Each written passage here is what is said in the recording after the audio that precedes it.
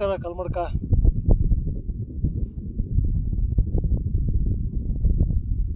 ನಂದನವನದಲ್ಲಿ ಭೀಕರವಾದಂಥ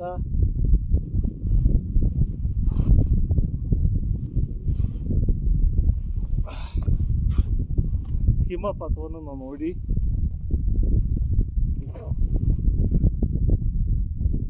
ವಾಸುಕಿ ಕುಂಡ ಅಥವಾ ವಾಸುಕಿ ತಾಲ್ ಇಲ್ಲಿಗೆ ನಾವು ಬರ್ತಾ ಇದ್ದೇವೆ.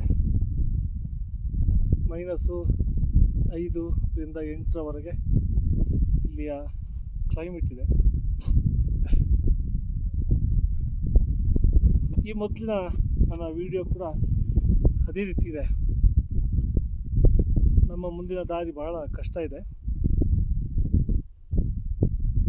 ಇದರಲ್ಲಿ ಇನ್ನೂ 5 ಕಿಲೋಮೀಟ್ರ್ ನಡ್ಕೊಂಡು ಹೋಗಬೇಕು, ಹತ್ತಿಕೊಂಡು ಹೋಗಬೇಕು. ನಡ್ಕೊಂಡು ಹೋಗೋದಂತಲ್ಲ, ಹತ್ತಿಕೊಂಡು ಹೋಗಬೇಕು. ಹತ್ತಿಕೊಂಡು ಹೋದರೆ ನಮಗೆ ವಾಸುಕಿ ತಾಲ್ ಸಿಗ್ತದೆ. ಆಮೇಲೆ ಕಾಳಂದಿ ಬೇಸ್, ಆಮೇಲೆ ಕಾಳಂದಿ,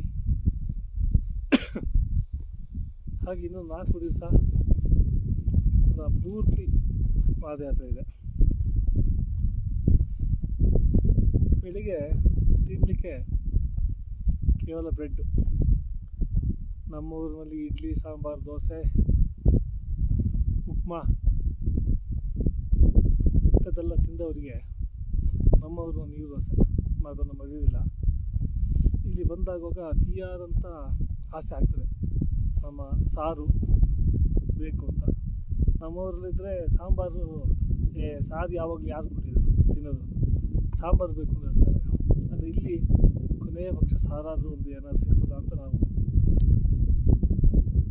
ಆದರೆ ಇಲ್ಲಿಯ ಪರಿಸ್ಥಿತಿಗೆ ಇಲ್ಲಿಯ ಫುಡ್ಡನ್ನೇ ನಾವು ತಿನ್ನಬೇಕಾಗ್ತದೆ.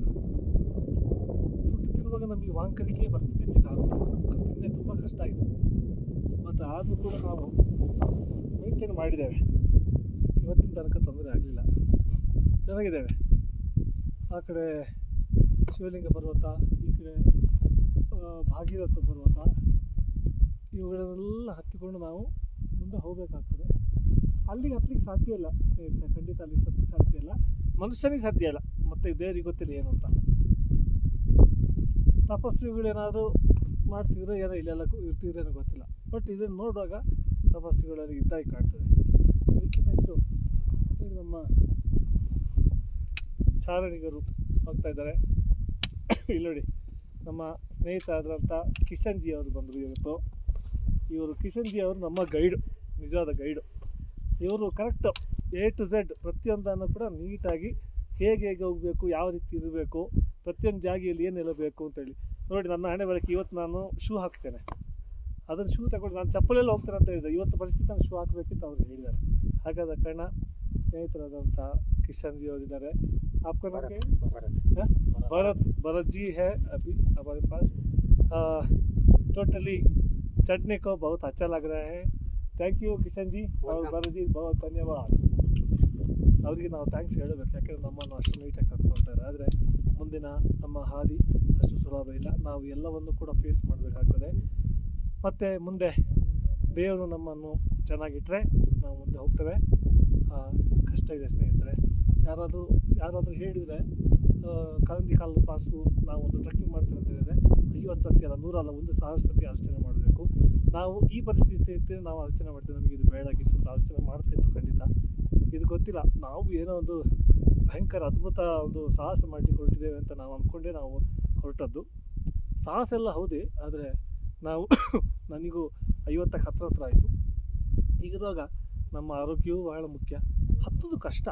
ನಮ್ಮ ಒಟ್ಟಿಗೆ ಇರೋರೆಲ್ಲ 20-22 ವರ್ಷದ ಹುಡುಗರು ಆಯ್ತಲ್ಲ, ಅವರೊಟ್ಟಿಗೆ ಈ 50 ವರ್ಷದವರು. ಹೌದಾ? ಜೊತೆಗೆ ನನ್ನ ತಂದೆಯವರು, ಚಿಕ್ಕಪ್ಪನವರೆಲ್ಲ ಮೊದಲು ಹೋಗಿದ್ದಾರೆ, ಅವರ ಇಷ್ಟ.